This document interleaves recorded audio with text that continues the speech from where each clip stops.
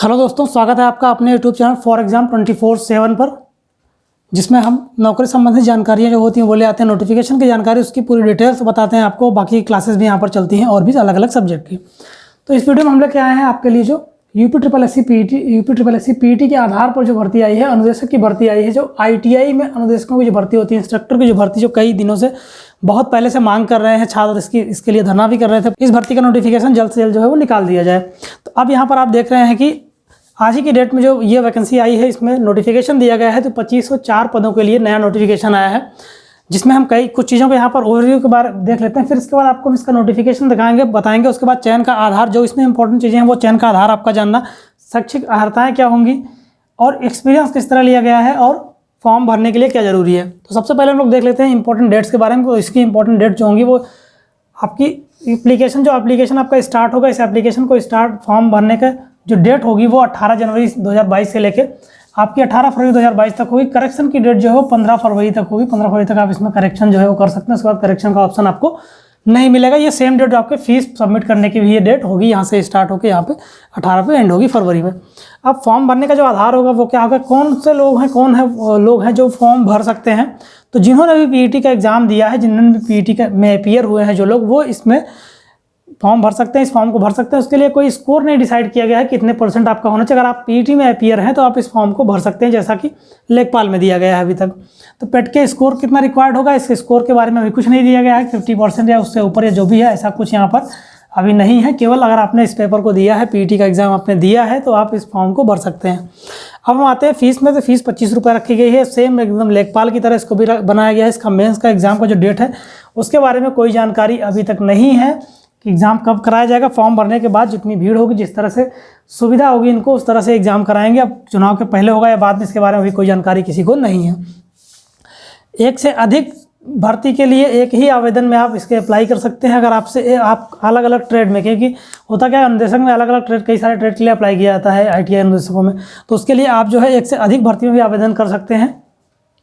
एक ही फॉर्म के जरिए, अलग से आपको फॉर्म नहीं भरना होगा, अलग से आपको फीस देने की ज़रूरत नहीं होगी। अनिवार्य शैक्षिक अर्हताएँ क्या होंगी ये हम आपको PDF के जरिए बताएंगे। अब वैसे तो आपको 10th प्लस ITI डिप्लोमा और आपका जो है डिग्री, इस तरह की जो चीज़ें अलग अलग ट्रेड में, अलग अलग जो आपके अनुदेशकों के ट्रेड में भर्ती आई है, उस भर्ती के अनुसार अलग अलग ट्रेड का आपके पास स्पेशलाइजेशन जो भी होगा उसके बारे में बताया गया है। वो हम आपको अभी जब PDF आपको दिखाएंगे, उस PDF में आपको सारी चीज़ें देखने को मिलेंगी। आयु सीमा क्या होगी, बहुत ज़्यादा दी गई आयु सीमा, इतनी दी गई आपको बिल्कुल परेशान होने की जरूरत नहीं, 21 से लेकर 40 साल तक। और चयन का आधार क्या होगा, जो इसमें इंपॉर्टेंट, जैसा कि आपने देखा था, उसमें आपको दिखा था कुछ दिन पहले भी बाबुओं की भर्ती से संबंधित जानकारी चल रही थी कि बाबुओं को जो भर्ती कराई जाएगी उसमें जो है 20% आपका साक्षात्कार रखा जाएगा। और सेम उसी तरह इसमें भी रखा गया है। CITS जो होगा वो 20% का होगा, उसका 20% लिया जाएगा उन अंकों का, जो भी अंक आप पाते हैं। और रिटन का जो एग्ज़ाम आपका होगा, उस एग्ज़ाम में आप जो भी अंक पाएंगे उसका 80%, इन दोनों को मिलाकर 100% बनेगा। और इसके आधार पर आपका, इसी के आधार पर आपकी मेरिट बनेगी, उसी के आधार पर आपका चयन जो है वो किया जाएगा। तो ये जानकारी थी आपकी ब्रीफ। अब हम देख लेते हैं नोटिफिकेशन को ओपन करते हैं और नोटिफिकेशन में एक एक करके सारी चीज़ें आपको बताते हैं। तो अब हम लोग देख लेते हैं। तो हम लोग अब यहाँ पर देख लेते हैं इसके नोटिफिकेशन के बारे में। ये यूपी ट्रिपल एस सी की वेबसाइट, आप यहाँ पर जाएंगे तो अभी हाल ही में जस्ट अभी आया है, आज ही की डेट में इसको नोटिस को जारी किया गया है, जिसमें दिया गया है इस नोटिफिकेशन में कि अनुदेशक की मुख्य परीक्षा संबंधित जो नोटिफिकेशन है वो आया है। इसको ओपन करते हैं और देखते हैं इस नोटिफिकेशन में क्या क्या चीज़ें हैं जो आपको इंपॉर्टेंट है वो बताते हैं। बाकी चीज़ें आपको हम पहले वीडियो में बता चुके हैं। तो ये आपका नोटिफिकेशन है, जिसमें दिया गया है, साफ साफ लिखा गया है जैसा कि ऑनलाइन आवेदन प्रक्रिया जो स्टार्ट होगी 18 जनवरी से होगी, 8 फरवरी तक होगी। वहाँ पर 18 हो गया था गलती से, ये 8 फरवरी होगी, 18 फरवरी नहीं होगा, 8 फरवरी तक ऑप्शन दिया गया। और 15 फरवरी तक आपको जो है वो संशोधन करने की प्रक्रिया जो है उसमें ऑप्शन दिया गया है 15 फरवरी तक। तो ये सारी चीज़ें आपको यहाँ पर देखने को मिल जाएगी। इसके बाद जब आप आगे जाते हैं तो यहाँ पे फीस से संबंधित दिया गया है। अगर आप इसमें लेट करते हैं, इससे आगे बढ़ते हैं, तो आपके उसके लिए कोई जिम्मेदार नहीं होगा। 7 दिन के अंदर आपको इसको जो है भर देना है। 15 तक किसी भी हाल में जो भी आपको करेक्शन वगैरह करना है वो कर लेना, अलग से आपको डेट नहीं दी जाएगी, वो सब दिया हुआ है। फिर उसके बाद यहाँ पर नीचे दिया हुआ है आपका कि ऑनलाइन अब आवेदन के लिए अभ्यर्थियों के लिए आवश्यक सूचना यहाँ पर दी गई है कि ऑनलाइन आवेदन करना है, किस तरह से करना है, वो सब दिया गया है। फिर हम नीचे आते हैं आवेदन की प्रक्रिया, आवेदन से संबंधित जो निर्देश। सबसे पहली बात जो इसमें आती है वो पेट, यानी कि अगर आपने पेट में एग्जाम को दिया तभी आप इसमें अप्लाई कर सकते हैं। पेट के रजिस्ट्रेशन नंबर के थ्रू भी कर सकते हैं, और आप जो है वो अपना व्यक्तिगत विवरण डालकर भी इसको भर सकते हैं। वहाँ से भी आपको ऑप्शन मिल जाएगा। OTP के जरिए भी आप इसको फिल कर सकते हैं। ये 2 ऑप्शन आपको यहाँ पे मिलते हैं। आवेदन के लिए यहाँ पे दिया गया है क्या क्या चीज़ें आप इसमें जो है वो भरना है, आपको आवेदन करना है, किस तरह से OTP आएगा और ये सारी चीज़ें दी गई हैं। फोटो हस्ताक्षर आपको अपलोड करना है, अन्य विवरण आपको भरने हैं, फिर घोषणा पत्र होता है। फिर फीस के बारे में यहाँ पे दिया गया है कि निर्धारित अंतिम तिथि से पहले अगर आप फीस नहीं जमा कर पाते हैं तो आवेदन आपका सबमिट नहीं हो पाएगा। नहीं हो पाता है तो उसको आवेदन नहीं माना जाएगा। यहाँ पर आप देखिए फीस दी गई 25 रुपये, जैसा कि लेखपाल ने दिएगा, सेम लेखपाल का ही पैटर्न है फीस के मामले में। और यहाँ पर एक चीज़ साफ साफ लिखी, जैसा मैं पहले आपको बता चुका हूँ कि 1 से अधिक व्यवसायों के सापेक्ष अगर आप आवेदन करने की स्थिति में हैं तो भी अभ्यर्थी को एक बार ही ऑनलाइन आवेदन करना है, उसकी फीस शुल्क का भुगतान करना है, बार बार आपको शुल्क का भुगतान नहीं करना पड़ेगा। और यहाँ पे दिया गया है मुख्य परीक्षा हेतु फीस शुल्क का भुगतान केवल मुख्य परीक्षा हेतु शॉर्टलिस्ट किए गए अभ्यर्थियों को ही करना है, यानी कि आपको एक बार इसके बाद फिर से फीस देनी होगी जब आपका शॉर्टलिस्ट किया जाएगा नंबर। अगर आपको अगले एग्जाम के लिए बुलाया जाता है मेंस के लिए, तो उसमें जो फीस आपसे ली जानी होगी वो फीस आपसे वहाँ पर ली जाएगी। अभी ये 25 रुपये सिर्फ आवेदन के नाम पर लिया जा रहा है। मुख्य परीक्षा हेतु शॉर्टलिस्ट किए गए अभ्यर्थियों द्वारा मुख्य परीक्षा हेतु फीस शुल्क का भुगतान परीक्षा का प्रवेश पत्र डाउनलोड करने से पूर्व किया जाएगा। उससे पहले आपको आवेदन बता दिया जाएगा कितनी फीस लगेगी, कहाँ से आपको करना है। तो ये सारी चीज़ें इसमें संशोधन से संबंधित चीज़ें क्या क्या चीज़ें हैं जिनमें आप संशोधन कर सकते हैं। नाम में गलती हो, पिता के नाम में पत्राचार, आपकी कैटेगरी में कोई गलती हो जाए, जाति संबंधित श्रेणियों में कोई गलती हो जाए, लिंग जेंडर या इससे संबंधित अर्हता में कोई गलती हो जाए तो उन सब चीज़ों को आप यहाँ पर चेंज कर सकते हैं। यहाँ पर पदों का विवरण दिया गया है कि अनुदेशक का जो पद होगा वो 35,400 से 1,12,400 मैट्रिक लेवल का होगा। 1,042 जिसमें अनारक्षित पद है, 526 इसमें अनुसूचित जाति हैं, 44 अनुसूचित जनजाति के हैं, अन्य पिछड़ा वर्ग के 681 और 211 आपके EWS के हैं। 2504 पद टोटल यहाँ पर दिखाए गए हैं, दिए गए हैं, जिसके लिए आवेदन मांगा गया है। अब जो इम्पोर्टेंट चीज़ है जो सबसे ज़्यादा प्रॉब्लम करती है लोगों को, यहाँ पर लोग देख लेते हैं अनुदेशक भर्ती के लिए इम्पोर्टेंट क्या क्या शैक्षिक अर्हता अनिवार्य होगी, जिसमें आप शैक्षिक और तकनीकी अर्हताएँ क्या होंगी जिसके अनुसार आप फॉर्म भर सकते हैं।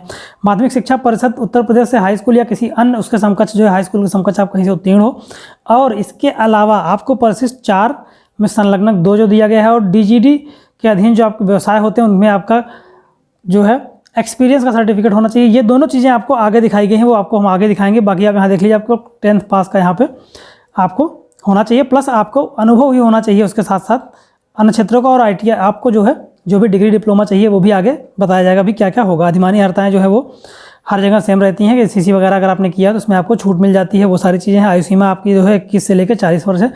बहुत समय आपके पास आराम से फॉर्म भरने के लिए बहुत पर्याप्त होता है। आरक्षण के बारे में यहाँ दिया गया। फिर चयन का आधार यहाँ पे दिया गया। चयन का आधार क्या होगा ये इंपॉर्टेंट आपके लिए जानना है कि चयन का आधार जो है लिखित परीक्षा होगी। उसके अलावा आपका जो CITS की जो परीक्षा होगी उसमें प्राप्त जो आपके अंक होंगे, साक्षात्कार का जो एग्ज़ाम होगा उस टाइप का, उसमें जो है 20% उसका लिया जाएगा आपका।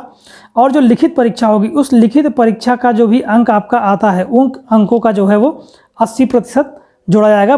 पूरा दोनों जोड़कर 80 और 20% मिला के 100% आपकी मेरिट बनेगी। और 5 गुना लोगों को जो है CITS के लिए बुलाया जाएगा परीक्षा के बाद, एग्जाम के बाद जितने भी पद हैं उसके 5 गुना सापेक्ष लोगों को बुलाया जाएगा उस पद के सापेक्ष। उसके बाद जो लोग उसमें क्वालिफाई होंगे उनमें CITS का 20% प्लस 80% आपका रिटर्न एग्जाम जो कराया जा रहा है उसका, इन दोनों का मिलाकर फिर मेरिट बनेगी। उसके आधार पर आपका चयन जो है वो किया जाएगा। वही सारी चीज़ें यहाँ पर दी गई हैं। लिखित परीक्षा के लिए विशेष नोट यहाँ पर दिया गया है कि अलग अलग शिफ्टों में कराई जाएगी, तो अगर ज़्यादा दिनों में होता ज़्यादा लोग आते हैं तो नॉर्मलाइजेशन की प्रक्रिया जो है वो लागू की जाएगी, उसके बारे में यहाँ पर दिया हुआ है। और भी अन्य कई चीज़ें दी गई हैं कि अलग अलग आरक्षण वाले श्रेणियों के बारे में बाकी सब चीज़ें दी गई हैं। अब हम लोग आते हैं सबसे नीचे जो इंपॉर्टेंट हमारे लिए था वो क्या था, ये सारे फॉर्म्स हैं। इन फॉर्म के बाद हम देखेंगे ये हमारा जो है ये यहाँ पर दिया हुआ है आपका कि अलग अलग जो है जो पद हैं वो किस किस ट्रेड में कितने पद आए हुए हैं उनके बारे में दिया है। किन किन कैटेगरी में कितने पद हैं किस ट्रेड में वो दिया हुआ है। अनुदेशक के अलग अलग ट्रेड में अलग अलग कहाँ पर कितनी भर्तियां हैं वो सब यहाँ पर दिखाई गई हैं, जो 3 पेज में लगभग इसको दिया गया है। फिर आगे आपका आता है जो इंपॉर्टेंट है आपके लिए, वो बहुत इंपॉर्टेंट है जानना आपके लिए कि आप कौन लोग हैं जो फॉर्म भर सकते हैं। अब दिया है यहाँ पर, मान लीजिए आपने फिटर के लिए अप्लाई किया। अगर आप फिटर के लिए अप्लाई करते हैं तो उस क्षेत्र में आपका 1 वर्ष का अनुभव SICET UGC द्वारा मान्यता प्राप्त इंजीनियरिंग कॉलेज महाविद्यालय विश्वविद्यालय से व्यवसाय में स्नातक या मैकेनिकल इंजीनियरिंग में उपाधि आपकी होनी चाहिए, अथवा या फिर 2 वर्ष का अनुभव मान्यता प्राप्त विश्वविद्यालय से मैकेनिकल इंजीनियरिंग में 3 वर्ष का डिप्लोमा के साथ साथ 2 साल का अनुभव होना चाहिए। DGT और एडवांस डिप्लोमा वोकेशनल आपके पास होना चाहिए। तो इस तरह से यहाँ पर हर एक अलग ट्रेड के लिए कौन सा ट्रेड है, कितने पद हैं और उसमें क्या अनिवार्य अर्हता मांगी गई है वो यहाँ पर दिया गया है, जो आपका एजुकेशनल क्वालिफिकेशन होना ही चाहिए। उसके बाद ही आप इस फॉर्म को भर सकते हैं। अलग अलग कई सारे पद हैं, आप यहाँ पर देख रहे हैं। फाउंड्री मैन का है, कारपेंटर का है, प्लम्बर का है, ड्राफ्टमैन मैकेनिकल का है। जिसका जो भी ट्रेड है, जिसमें जो अप्लाई करना चाहता है, जिसका जो भी क्वालिफिकेशन है यहाँ पर वो मैच करा ले और चेक कर ले। और इस PDF को आप हमारे टेलीग्राम चैनल से डाउनलोड कर सकते हैं। हमारा टेलीग्राम चैनल है for_exam247। आप यहाँ से भी डाउनलोड कर सकते हैं और आप इसके ऑफिशियल वेबसाइट से भी डाउनलोड कर सकते हैं, जहाँ आपको डाउनलोड करना हो कर सकते हैं। मैकेनिकल डीजल का है, अलग अलग कई सारे पोस्ट हैं यहाँ पर आप देख रहे हैं। इसमें बहुत सारी लिस्ट है, बहुत लंबी चौड़ी लिस्ट है, बहुत लंबा सा बड़ा सा यहाँ पर नोटिफिकेशन दे दिया गया है, जिसको देखकर लोग घबरा जाते हैं कि इसमें समझ में नहीं आ रहा कहाँ कहाँ। कंप्यूटर एडेड एम्ब्रॉयडरी डिज़ाइन में है ये आपका computer operator and programming assistant में है। जैसे आप यहाँ पर देखेंगे तो इसमें सुसंगत में इस जो क्षेत्र में जो है वो आपका विश्वविद्यालय कहीं से स्नातक की उपाधि या कंप्यूटर साइंस में उपाधि होनी चाहिए, और अथवा विश्वविद्यालय में कंप्यूटर साइंस एप्लीकेशन या इन सबसे 1 वर्ष के अनुभव के साथ आपका डिप्लोमा जो है वो B लेवल का होना चाहिए। या फिर इसमें बहुत सारी डिग्रियां हैं इसके साथ साथ, और इसके साथ साथ अनिवार्य अर्हता क्या है ये तो अथवा में है। फिर अनिवार्य क्या है, DGT के अधीन किसी भी पाठ भेद में सुसंगत व्यवस्थाएं में राष्ट्रीय शिल्प अनुदेशक का जो है वो प्रमाण पत्र आपके पास होना ही चाहिए, तभी आप इस फॉर्म को अप्लाई कर पाएंगे, ऐसा यहाँ पर दिया गया है। तो इस तरह से लगभग मैक्सिमम जगहों पे आपको अनिवार्य अर्हता में यही दिखाएगा कि अनिवार्य अर्हता में अगर आपके पास ये सर्टिफिकेट है तभी आप इस फॉर्म को अप्लाई कर सकते हैं। तो ये था आपका नोटिफिकेशन। तो ये जानकारी थी आपके लिए UPSSC अनुदेशक की जो भर्ती आई हुई है, इंस्ट्रक्टर की भर्ती ITI कॉलेजों में, उनके लिए है। तो इससे संबंधित अगर आपका कोई भी सवाल है, कोई भी क्वेश्चन है तो आप पूछ सकते हैं। वैसे जो प्रॉब्लम सबसे ज़्यादा आएगी वो शैक्षिक अर्हता में आएगी, लोगों को समझने में। और दूसरी चीज़ जो प्रॉब्लम आती है वो आएगी आपके लिए कि किस आधार पर चयन कराया जा रहा है। इन सब चीज़ से संबंधित कोई भी आपका सवाल है तो आप पूछ सकते हैं कमेंट बॉक्स में, उसका जवाब हम आपको ज़रूर देंगे। और अगर आपने अभी तक हमारा यूट्यूब चैनल for_exam247 को सब्सक्राइब नहीं किया है, हमारा यूट्यूब चैनल है for_exam247, जिस पे आप इसको देख रहे हैं, नहीं सब्सक्राइब किया तो इसको जरूर सब्सक्राइब करें और बेल आइकन प्रेस करना ना भूलिएगा, ताकि आने वाली और भी जो नोटिफिकेशन हो आप तक आसानी से पहुंच सके। और ये जो PDF है, इसका PDF आपको जो है वो हमारे टेलीग्राम चैनल पर देखने को मिल जाएगा।